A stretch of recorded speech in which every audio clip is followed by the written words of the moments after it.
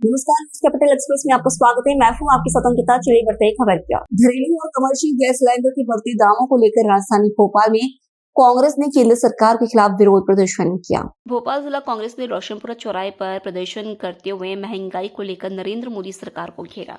इस दौरान प्रदर्शनकारियों ने महंगाई का इंजेक्शन लिखे पोस्टर के साथ विरोध जताया। प्रदर्शन में बड़ी संख्या में महिला कार्यकर्ता भी शामिल हुई।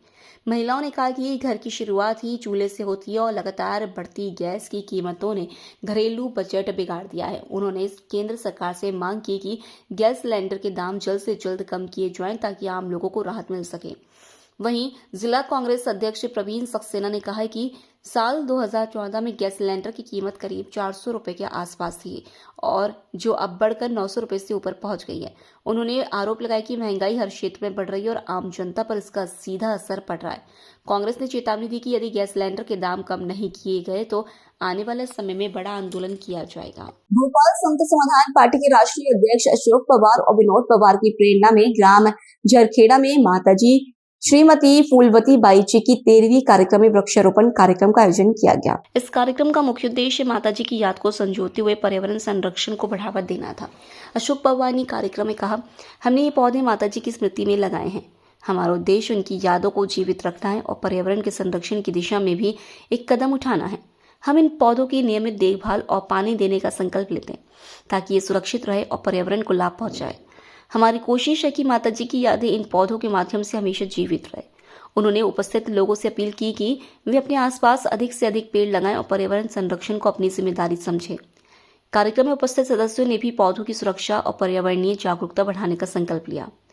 कार्यक्रम में पारिवारिक शामिल सदस्य दुलीचंद, हरिप्रसाद पटेल, लीला किशन, फूल सिंह, रमेश चंद्र, भगवान सिंह, कमल सिंह, लीला किशन, मोहनलाल, राम सिंह, भगवान सिंह, राम भरोसे, आत्माराम, भगवान दास, नारायण मनोहर, मुन्नालाल, कैलाश वन आजाद। इस वृक्षारोपण कार्यक्रम के माध्यम से भोपाल समता समाधान पार्टी ने माताजी की स्मृति और पर्यावरण संरक्षण दोनों के संदेश को बड़े पैमाने पर साझा किया।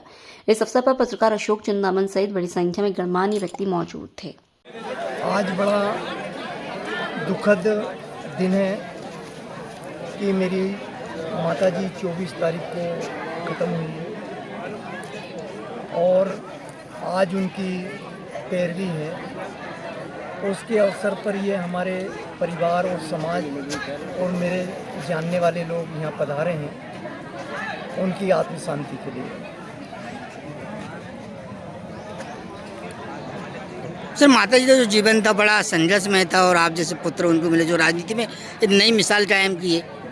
जी, मेरी माँ जो है दाई माँ थी और संपूर्ण गांव और आसपास के लोग उनको जानते थे, श्रीमती फूलाबाई को।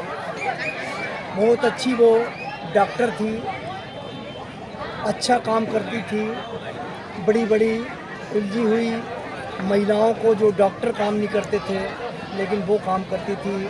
ऐसी माँ ने मुझे जन्म दिया इस गांव में। मैं 1961 में जन्मा और उसके बाद यहीं मैंने प्राइमरी एजुकेशन ली, मिडिल भी यहीं ली और हायर सेकेंडरी भी मैंने दोराई से किया। उसके बाद में कॉलेज लाइफ मेरी भोपाल में रही। तो साथियों, जो माँ ने मुझे पैदा किया है उनका लाड़ प्यार इतना रहा कि उनके लाड़ प्यार से मैं बहुजन समाज पार्टी में प्रदेश महामंत्री रहा। उसके बाद में कुछ पार्टी में उठापटक हुई। मैंने अपनी पार्टी का गठन किया, समता समाधान पार्टी का। आज समता समाधान पार्टी का राष्ट्रीय अध्यक्ष हूँ। इस गांव से लेके झरखेड़े के लोगों को बड़ा गर्व है, यहाँ से लेके दिल्ली तक, कि हमारे अशोक पवार का नाम दिल्ली के रजिस्टर में लिखा है और समता समाधान पार्टी की वो राष्ट्रीय अध्यक्ष है। ये काम मैंने बड़े संघर्षों से किया है और आज उन्हीं की कृपा, हमारे बुजुर्गों की कृपा, माँ 64 योगिनी की कृपा की मेरा परिवार जो है इतना भरा पूरा है कि आज देख लीजिए कि हम बहुत कम लोग हुआ करते थे, आज इतने हैं कि उनके हाथ खड़े हो जाएं तो हमारी रक्षा हो जाएगी, अच्छे से अच्छे दुश्मन भी परास्त हो जाएंगे। इतने लोग हमारे परिवार के, समाज के लोग हमारे साथ। परिवार और मूल भूमि का विवरण। हम लोग ग्राम दामखेड़ा के सैकड़ों वर्षों से निवासरत राजपूत परिवार हैं। मेरे दादाजी की कुल भूमि खसरा नंबर 198 में 32 एकड़ 84 डिसमिल थी। बाद में इसका 5 भाइयों में बराबर हिस्सों में विभाजन किया गया, जिसमें प्रत्येक हिस्सेदार को लगभग 6.57 एकड़ भूमि प्राप्त हुई। वर्ष 1975 में भू अर्जन, वर्ष 1975 में शासन द्वारा भू अर्जन किया गया, जिससे हिस्सेदार की जितनी भूमि आई उतनी ही भूमि अधिग्रहित हुई। मेरे हिस्से की भूमि का विवरण। मेरे हिस्से की 6.57 एकड़ भूमि में से लगभग 4 एकड़ भूमि मेरे पिता स्वर्गीय रमेश राजपूत द्वारा 1990 में दीपघर निर्माण समिति को विधिवत विक्रय की गई। इसके बाद हमारी लगभग 2 एकड़ 21 डिसमिल भूमि शेष बची। शेष भूमि के बंटवारे में बाधा। शेष भूमि के विधिवत बंटन शेष भूमि के बंटवारे में बाधा। शेष भूमि के विधिवत विभाजन के लिए कई बार प्रयास किए गए। उस समय के पटवारी संघ के अध्यक्ष लक्ष्मण सिंह ठाकुर और उनके सहयोगियों द्वारा प्रशासनिक स्तर पर अनुचित बाधाएं उत्पन्न की गई, जिससे मामला वर्षों तक लंबित रहा। कई बार तो हमारी अनुपस्थिति दिखाकर अनुचित रूप से हमारे आवेदन को निरस्त कर दिया जाता था। नामांतरण और प्रशासन से गुहार। हमारे पिताजी के निधन के बाद फौती नामांतरण कराया गया। बाद में एसडीएम महोदय के समक्ष पुनः आवेदन करने पर हमारा नामांतरण विधिवत स्वीकृत हुआ। इस पूरे प्रकरण में हमने कलेक्टर कार्यालय सहित प्रशासन के समक्ष कई बार आवेदन और गुहार लगाई, जिसके बाद ही हमें हमारी वैधानिक भूमि प्राप्त हो सकी। अनिल ठाकुर, उनके पिताजी लक्ष्मण सिंह ठाकुर पटवारी थे। कि पूर्व काल में जो इन्होंने ज़मीनें ली हैं, कोलार पे ली है, काफ़ी अन्य जगहों पे इनने करोड़ों की ज़मीनें खरीदी है। ये एक पटवारी होते हुए इनने इतनी संपत्ति कैसे बना ली? अब ये किसान की ज़मीन को फिर हड़पने का प्रयास किया जा रहा है। हमें प्रताड़ित किया जा रहा है। हमारे मीडिया को बोला जा रहा है, बार बार वो निकलाया जा रहा है। ये चीज़ें ये गलत है। हमें शासन ने हमारी ज़मीन जो दी है वो तो हमारा अधिकार है। और जो हमारे बोला जाता था कि रोड है, जो भी है, रोड में जो कटी है वो कट चुकी है। रोड में कटने के बाद जो अन्य भूमि जो बची है हमारी, उसको भी हड़पने का प्रयास क्यों किया जा रहा है? इनका दबदबा था पहले, मैं मानता हूँ उनका दबदबा था और उनका दबा जो भी है उससे हमें कोई शिकायत नहीं, लेकिन हमें प्रशासन ने जो हमें ज़मीन दी है उसको हड़पने का प्रयास क्यों किया जा रहा है? क्यों वो उनकी ज़मीन बता रहा है? जो उनकी ज़मीन है उनको वो मिलेगी, जो हमारी आज है, जो पेपरों में दर्ज है वो हमें मिलेगी। पूर्वजों से ये चली आ रही है ज़मीन हमारी, और आज इसके बाद इतना इनका सब कुछ होने के बाद जो भी हुआ है सब। मैं मनोहर राजपूत नगर सिंह निवास करता हूँ। मेरी पूर्वजों की ज़मीन दामखेड़ा में स्थित थी, 32 एकड़ 84 डिसमिल। उनके 5 भाई थे। उन 5 भाइयों के उस समय 6 एकड़ 57 डिसमिल आई थी।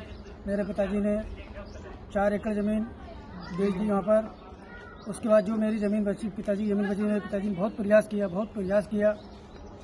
करने के बाद 2 एकड़ 21 डिसमिल बची। लक्ष्मण सिंह ठाकुर पटवारी संघ के अध्यक्ष थे उस समय। मेरे पिताजी ने बहुत कोशिश की, लेकिन उन्होंने मेरा नामांकन बढ़ान होने नहीं दिया। शासन के पास बहुत आवेदन दिए, सब कुछ किया हमने, लेकिन मेरे पिताजी नहीं है। मेरे पिताजी कोशिश करते करते हार मानते हुए परेशान होकर एक दिन इस दुनिया से चले गए। उसके बाद मेरे पिताजी बोल के गए थे, बेटा यहाँ पर अपनी ज़मीन 2 एकड़ 21 डिसमिल है, बेटा ये ज़मीन लेके रहना प्रशासन से। हमने फिर उसके बाद बार बार आवेदन दिया वहाँ पर, लेकिन बहुत आवेदन दिया वहाँ पर, लेकिन हमारी वहाँ सुनवाई नहीं हुई। लक्ष्मण सिंह क्या वहाँ पर उलझन सुलझन करके गए, वहाँ पर क्या फार्म हाउस काटे, क्या करा, क्या रोड में, ये शासन ही जाने। ये शासन से काफ़ी प्रयास करने के बाद कुछ अच्छे अधिकारी आए, उनने हमारी बात सुनी, हमारी बात रखी, और जो ज़मीन थी हमारी 2 एकड़ 21 डिसमिल में हमारी ज़मीन, बाकी जो ज़मीन थी वो 21 में से काट दी गई। बाकी जो ज़मीन थी हमें हमारी। अनुरोध करता हूँ शासन प्रशासन से, मैं अनुरोध करता हूँ कि हमें अनिल ठाकुर भू माफिया से हमें बचाया जाए। और ये काफ़ी प्रयास कर चुके हैं। आप कृपया करके हमारा पीछा छोड़ें। हमें जिनको ज़मीन दी है वो कृपया करके हम किसानों का साथ देवे। शासन प्रशासन अनिल ठाकुर भू माफिया हमारे ऊपर प्रेशर बना रहा है। कल से अगर अन्यथा हमारी ज़मीन किसी ने अगर नहीं खरीदी और हमारे परिवार पे कोई भी आपत्ति, कुछ भी हुआ, तो इसका जिम्मेदार अनिल ठाकुर भू माफिया का रहेगा। इसमें पटवारी हमारे पति को बहुत परेशान किया, और हमारे बच्चों को अनिल ठाकुर परेशान कर रहे हैं। हाजीपुर में एक 7 वर्षीय मासूम बच्चे की संदिग्ध परिस्थितियों में मौत हो गई। बताया जा रहा है कि 7 वर्षीय ध्रुव की पानी के टैंक में डूबने से मौत हो गई है। घटना के बाद पूरे इलाके में सनसनी फैल गई है। वहीं बच्चे के पिता और परिजनों ने इस मामले में हत्या की आशंका जताई है और पूरे मामले की निष्पक्ष जांच की मांग की है। जानकारी के अनुसार एक महिला अपने 2 बच्चों को लेकर होली के एक दिन पहले लंगर कॉलोनी में किराए के मकान में रहने आई थी, जिसे खाच रोड में पदस्थ एक शासकीय कर्मचारी की मदद से मकान मिला था। इस दौरान 7 वर्षीय मासूम ध्रुव की पानी के टैंक में डूबने से मौत हो गई। घटना के बाद परिवार में मातम छा गया और क्षेत्र में भी तरह तरह की चर्चाएं शुरू हो गई हैं। वहीं बच्चे के पिता और परिजनों ने एसडीओपी खाचरोड से पूरे मामले की निष्पक्ष जांच की मांग की है, ताकि बच्चे की मौत की असली वजह सामने आ सके। फिलहाल पुलिस ने मामला दर्ज कर जांच शुरू कर दी और पूरे घटनाक्रम की जांच की जा रही है। सर, कल शाम को एक बच्चे की बॉडी मिली है पानी के टैंक से। किस प्रकार का मामला सामने आया है सर, और उनके परिजन भी आपसे मिले हैं? किस प्रकार की कार्रवाई आपके द्वारा की जा रही है? जी, लंगर कॉलोनी का बच्चा है जिसकी माता किराए से लेकर के कमरा वहां रह रही थी। कल शाम को हमें पता चला कि बच्चे की डूबने से मृत्यु हुई, तो उस बच्चे को हम लेकर आए, लेकिन अभी पोस्टमार्टम नहीं हुआ है क्योंकि उनके परिजन जो है देवास से आने थे, नहीं पहुंच पाए थे। परिजन अब आ गए हैं, उनकी उपस्थिति में हम पोस्टमार्टम करवाएंगे। पोस्टमार्टम की रिपोर्ट पे जो भी निष्कर्ष आता है उसके आधार पर निष्पक्ष जांच की जाएगी। सर, इसमें पूरी जांच आपके द्वारा की जा रही है? थाने पर मर्ग जांच थाने पर की जाएगी। इसके अलावा अगर इसमें कोई अदर फैक्ट आता है तो मैं इसमें जांच करूंगी। सर, किस प्रकार का परिजन ने इसमें जांच की मांग आपसे की है? चूंकि अभी पोस्टमार्टम नहीं हुआ है तो वो चाह रहे हैं कि पोस्टमार्टम सही तरीके से हो और रिपोर्ट के आधार पर जब पुलिस जांच करे तो निष्पक्ष कार्रवाई करे, ऐसी मांग परिजनों द्वारा की गई है।